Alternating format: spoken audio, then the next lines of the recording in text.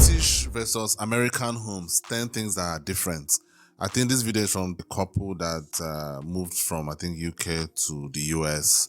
So they should have a very good perspective about it. People that I know that immigrated to both UK and US, they all tell me that the houses are made of wood anyway. So I don't really know what the difference really is. But let's check this out. Hi, welcome back to the ANS way, and in today's video we are going to be talking about 10 things that are different about UK homes versus American homes, especially as we've been living here for about 2 years now. Stay tuned until the end because we've got some questions what you think about American versus UK homes. Please do subscribe if you enjoy this video. Number one, the most obvious one, it's size or lack thereof. Most UK homes are very absolutely small. tiny. We mentioned this in a couple of other videos, and they're smaller than I could had easily anticipated. guess that. I could easily guess that because the UK is a very small country for the most part. It's a very, very, very small country. The fact that they are where they are is a testament to their hard work and their, tenaciousness, if I would say. They're a very small island and they found a way to build a superpower or a world power, whatever you want to use, whatever word you want to use. All that being said, that won't help their size. So I'm not really surprised that the houses are very, very small.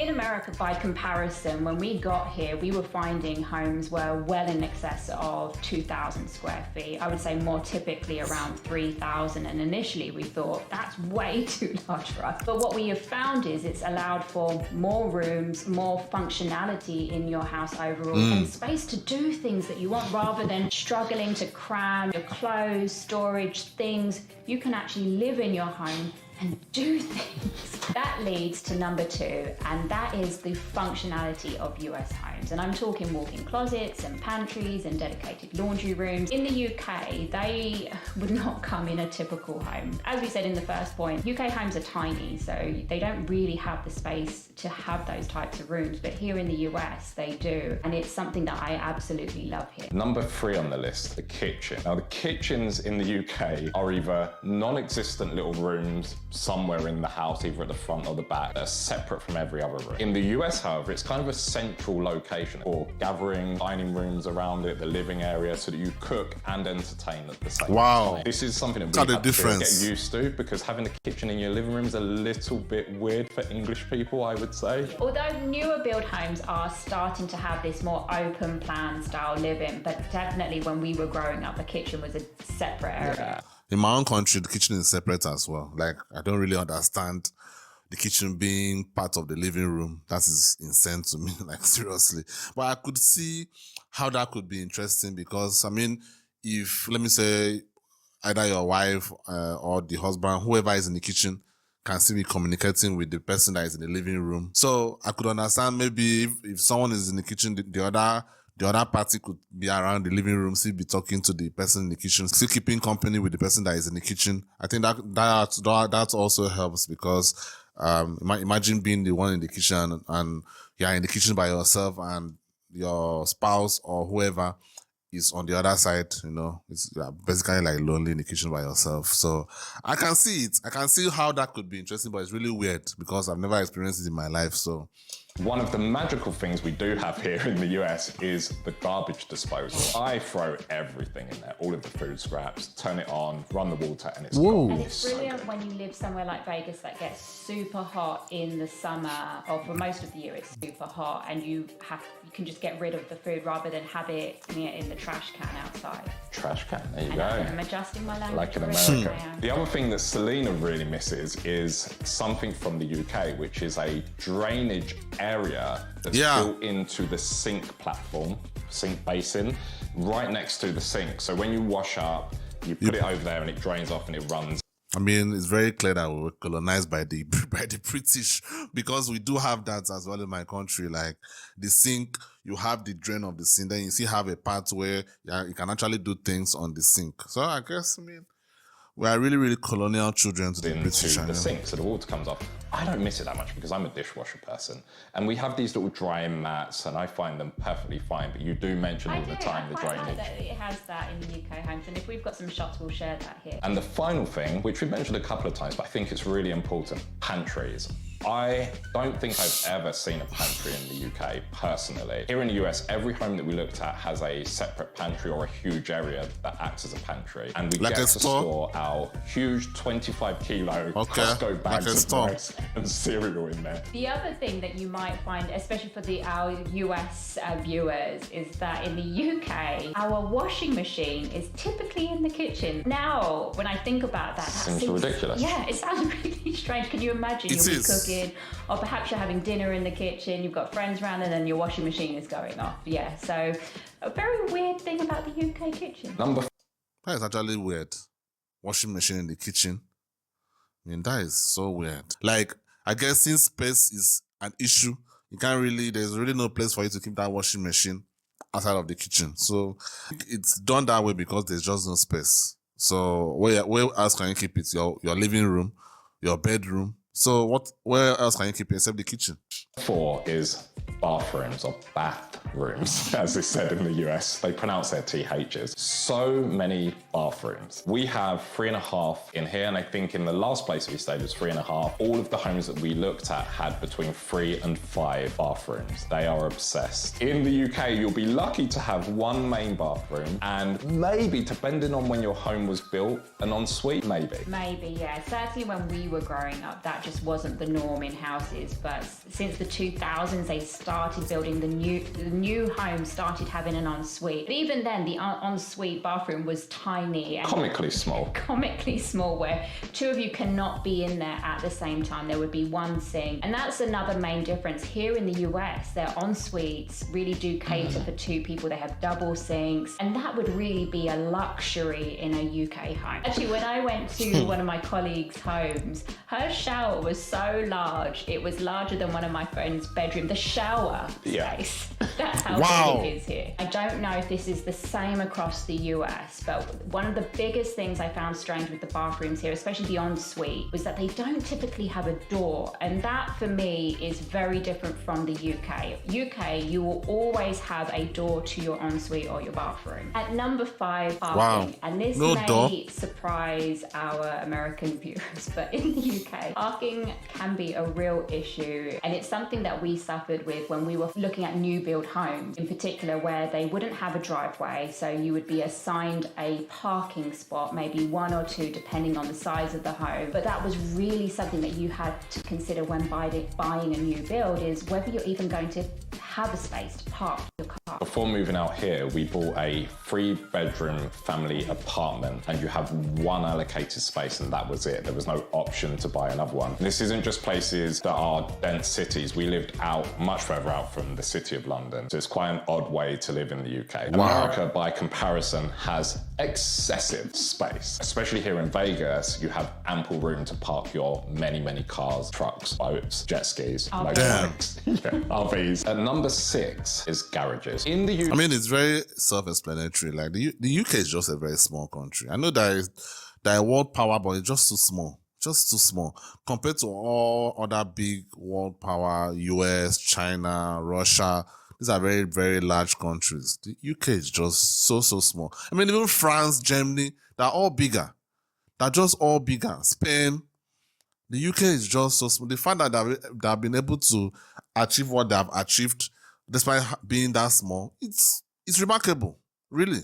RVs. At number 6 is garages. In the UK, it's kind of a mixed bag. Older homes tended to have garages in which you cannot park modern cars because they were built for things like minis, metros, which most cars are too big now, so you can't actually. Can you imagine that? So you could buy an older home, have a garage, you can't park your car, so they tend to be used as storage. Newer build homes, depending on where you are, as we mentioned, will either have no spaces and no garage, or we did buy a home in 2015 which did come with a garage that was big enough for a car and 2 tandem parking spaces. Which is quite rare. It's very rare, especially the closer you get to London. America, on the other hand, it's integral to their home design. They generally will have a double garage that fits within the home footprint.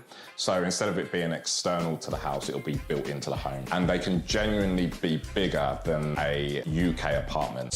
I think this is a small one, it's about 400 square foot. Some of the ones that we looked at were maybe 500 to 600 square foot, which I'll throw something up on the screen. A UK apartment can be 600 square foot. At number 7, we have getting your mail. And this is something that I definitely miss about the UK.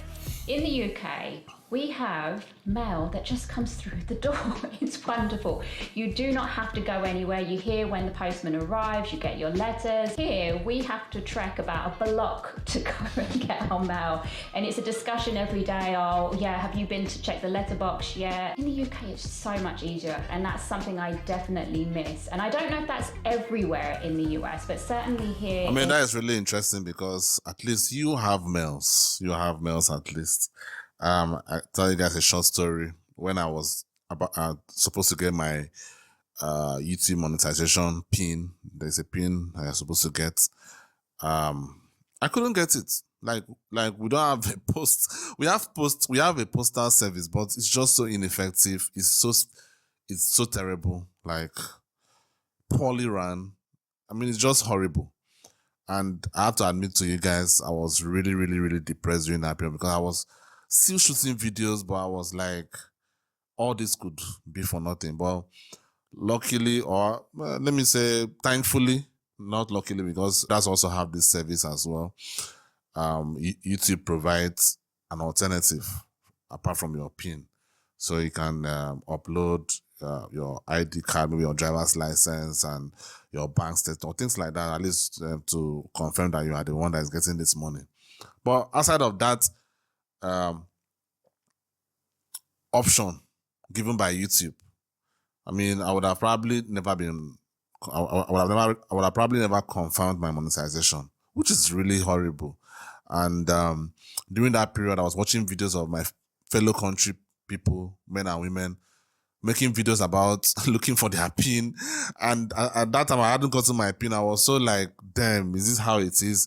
And some of them would be like, some of them got the PIN just the last week of the deadline. I'm like, the deadline was coming close, and my deadline eventually came and went, and I was like, oh God, what is happening? So YouTube came to the rescue, thankfully for that. And it's just sad. So when I see things like this, I'm like, at least you have a mail. You have a postal service at least.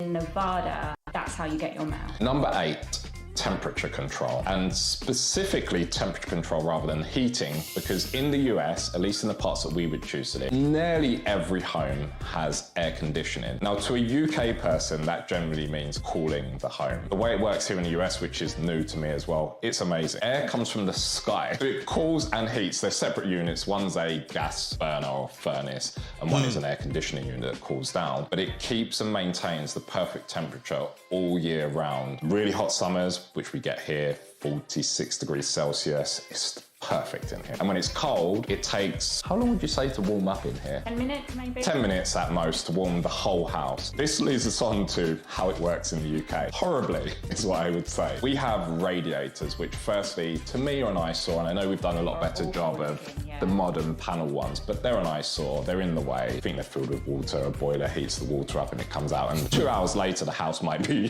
livable. I had no idea. I thought the radiator system was quite good until we got here. But trust me, heat from the sky is where it's at.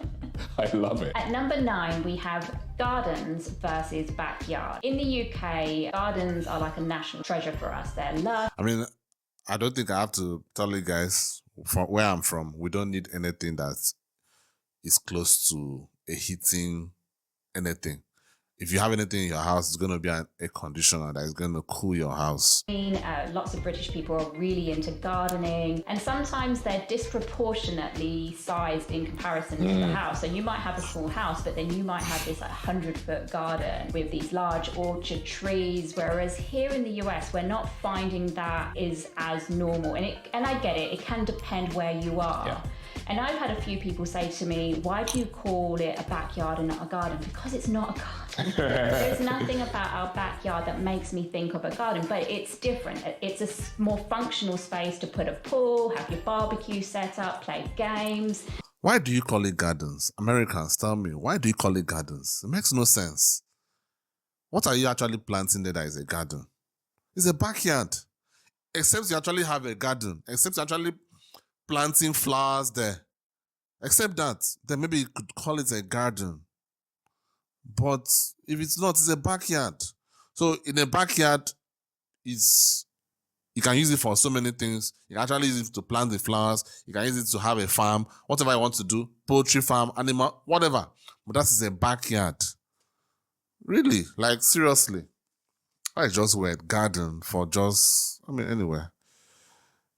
Or maybe I'm just saying all this because, like I said, we are colonized by the British. So maybe we are just doing everything that the British are doing, except some few things like that.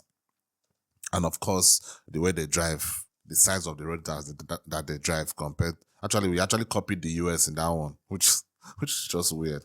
So to me, it is a backyard that you just make into whatever you want it to be, whereas in England, it truly is a garden. Finally, number 10. We know this personally because we did put out a video that wasn't specifically about this, but we asked the question, and that is hardwood or hard surfaces versus carpet in your homes. Now, I'm still torn. I'm quite traditional in the sense of I love carpet and it feels nice, makes the place feel warmer, more cozy. But I have come around to the practicalities of hard flooring. We use luxury vinyl plank, which is a high quality vinyl, but it mimics hardwood. And it's super easy to clean. You can wipe anything up, you can drop stuff on there and it looks good. It does look really nice. Where I struggle a little bit is we put lots of rugs down in the soft areas. Yeah.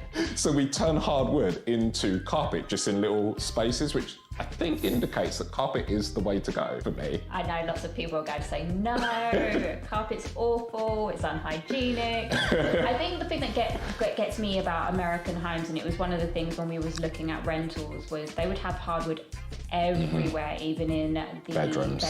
And for me, I do like a bedroom to be cozy with carpet, but a bit like Ant, I've come around, so I get it. I do understand how much more practical hardwood is. It's just, it loses the cozy feeling of it. I mean, carpets are nice, but it just comes with too many complications because of cleaning of it. It's just a bit harder to maintain. So plain surfaces are just better.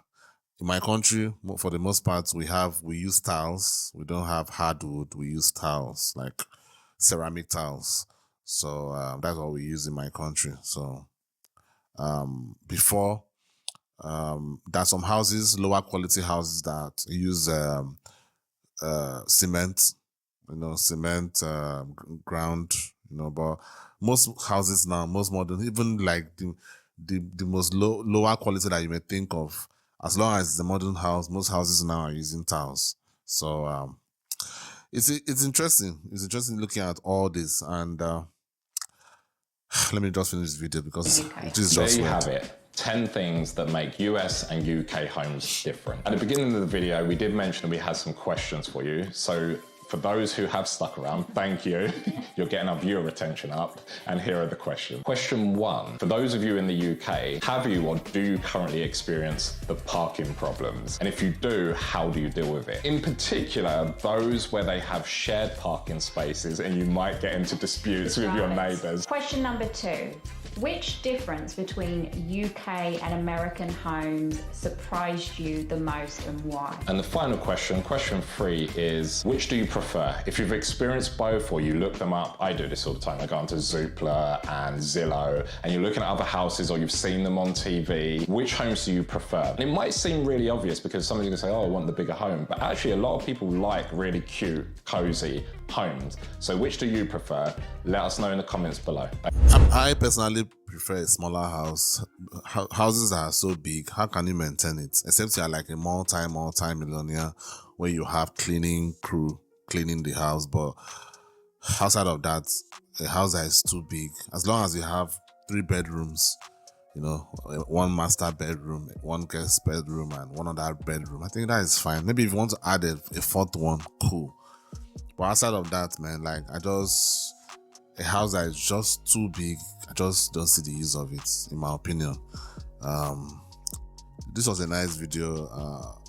I have to just round it up. As you guys can see, third world country issues. So I just don't like shooting videos like this, even though even though this light can still take me a bit longer, but I just don't want to do it. So I can't really talk as much as I would have liked to talk. Sorry for that. Anyway, guys, let me know what you think down in the comments. Thank you guys for watching. So, peace.